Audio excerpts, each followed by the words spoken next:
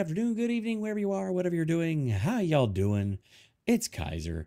And for those who may not be in the know, tonight, Tuesday, June 10th at 9 p.m. Eastern, the premiere of the third episode of The Acolyte comes out. And boy, howdy, if you weren't standing in a heap of trash already, wondering something's just a little bit off, you're not alone. I got a bad feeling about this. Yeah. Because if you thought things were bad with The Acolyte before, it's about to get a lot worse. And yes, I'm covering this, as they say, in just from beginning to end. I'm just going to go for it. And we're going to just talk about this. So, as we already talked about yesterday, I did mention that the viewership was not so good. Well, yeah, we got a little bit of an update to that bit of information. And it comes, no joke, from Variety. Yeah, The Acolyte reached 11.1 million views in the first 5 days, nearly 3 million views short of the Ahsoka debut. No, God! No, God, please, no! No! No! No! Oh, wait, you serious? Let me laugh even harder.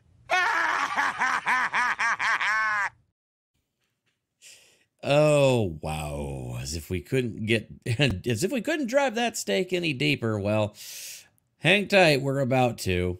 Let's just get into the numbers and the information as it is. So this was an update to a previous story about the 4.8 million views that we had talked about before, which accounted for about 3% of their actual subscriber base of 153 million viewers or subscribers. Ouch. Not to mention the fact that they'd like to bury a little tidbit of information that Ahsoka's episodes were about 47 minutes apiece. You know, for a 1 hour show, for a 1 hour time slot, you have to account for commercials, even on a commercial-free platform. So 47 minutes was the runtime. Well, these are clocking in at about a little over 22 minutes an episode because they're supposed to be half-hour episodes. And you only released the first 2 episodes the first week. Yeah, so that means there was a lot less viewing hours than you thought about that one. Oh, it gets better, trust me. Though initially it appeared that The Acolyte may have had a stronger debut than 2023's Ahsoka, Disney shared that the first episode in its Star Wars series reached 11.1 million views in the first 5 days, almost 3 million short of what Ahsoka achieved in the same amount of time. The Acolyte, which still represents Disney Plus's biggest series premiere of 2024, however, yeah, except for the fact that they don't really mention the fact that, they farted Echo out onto Disney Plus in like January of this year, and nobody really gave a crap about that one. And then, of course, came Doctor Who, which, while technically not a Disney or Lucasfilm, obviously, property, they did give a substantial bit of money to the BBC, and so they are getting some credit for that, and they do get to stream it on Disney Plus. So that's why Doctor Who is even considered one of those. So there's really nothing to write home about in terms of streaming for Disney Plus right now. So this is kind of a, they're trying to puff up, the numbers and say it's bigger than it actually is. So the exact first day viewership total isn't available for Ahsoka. Yeah, but the most recent Star Wars series, though, Disney did report that it took 5 days to reach 14 million views. That comes out to an average of 2.8 million views per day, 2 million below the launch of The Acolyte, though it's likely that most of Ahsoka's was concentrated in the first 2 days. Yeah, note, view is calculated by dividing the number of hours each title is watched by its runtime. And again, that's not even accounting for how many people probably started watching the show and then tuned out. So that is a significant bit of information there. And this is not just being reported on over there at, the Variety. Also, Hollywood Reporter giving that basically the same information and just breaking down the same info. So what do we have to look forward to today? Oh, I've got some things. So moving forward today, the premiere of episode 3, there's been some interesting things going on. There's been some much ballyhooed rumors coming from some people that have actually had advanced screenings for over a week before the show even actually premiered, but were under embargo until the day, like only a few hours before the show premiered its first 2 episodes. And even then, they were like, the first 2 episodes kind of lull you into a false sense of security. And then episode 3, bam, the trap snaps shut and they absolutely smack you with all the identity politics and all of the things that are just going to destroy Star Wars for you. Rumor, Leslie Headland's Star Wars The Acolyte will change the Force into being a female entity. Followed also by this article, Film Threats publisher Chris Gore warns Star Wars The Acolyte will completely lose everyone at episode 3, features lesbians birthing twins. Disney. Bro. So you have chosen death. You get what you deserve on this one, guys. Oh, boy. So going over to this article over here with Bounding into Comics, The Acolyte reportedly to lose everyone after 3rd episode. Get ready for pronouns in Star Wars. Yep, we're gonna parse this out for you. So according to a new report, with the 2-part premiere of Leslie Headland's The Acolyte will come across as inoffensive to longtime Star Wars fans, the series' 3rd episode will lose everyone thanks to some truly abysmal creative decisions. Word of The Acolyte's forthcoming shark jumping was first raised to the public courtesy of noted film critic and Film Threat founder Chris Gore during a June 4th appearance at Geeks and Gamers, a new outlet live stream. So let's go ahead and actually just go straight to the tail of the tape and see what they had to say about this one. About to have our minds blown by Disney yet again with The Acolyte. I'll just say this. These first 2 episodes, they're pretty basic. They get you into the story in the world. Episode 3, I'm warning you now.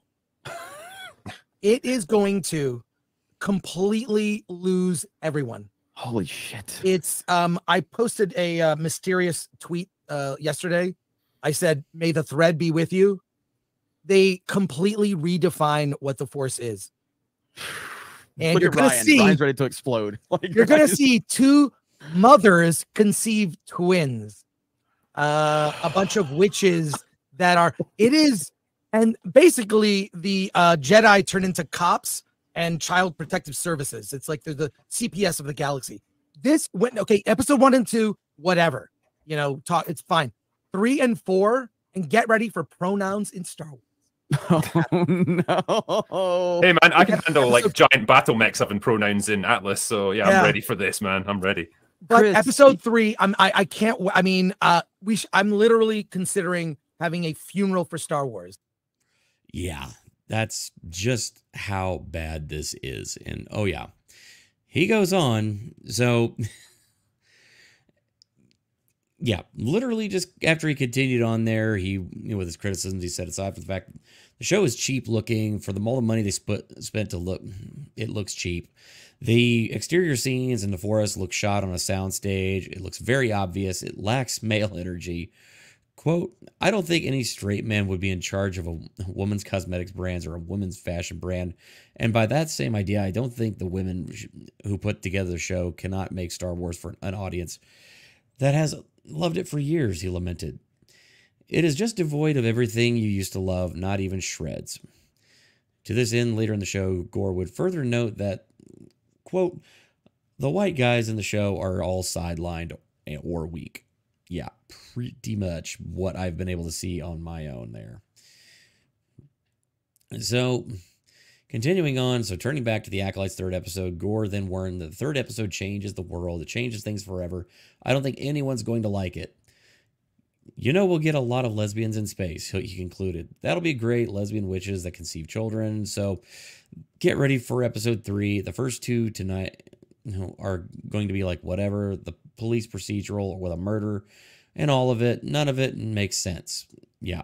And then it's just going to go to hell in a handbasket in episode 3. which has got a lot of people speculating, and which led to an interesting tweet that I did see. And I made a note of this one because I want to be able to go back to this one. So this one from that Junkman.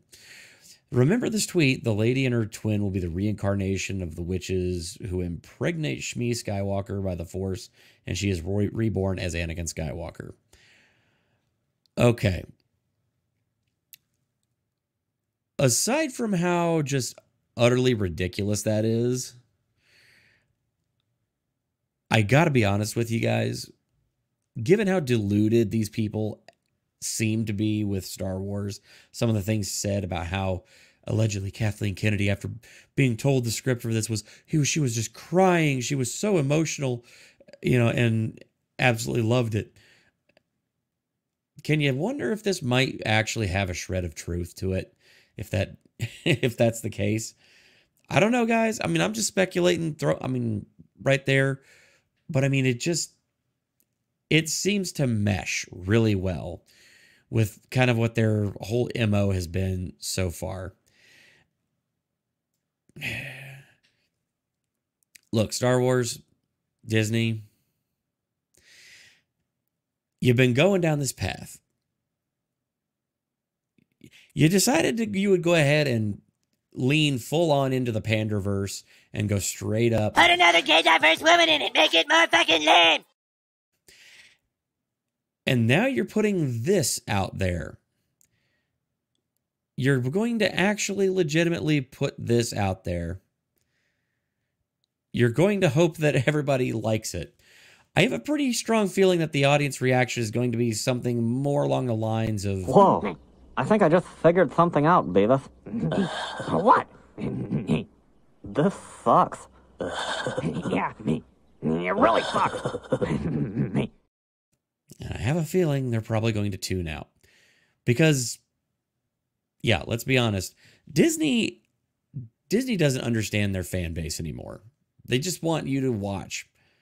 They only have one thing that they want the audiences to do. Don't ask questions. Just consume product and then get excited for next product. Why is that, you ask?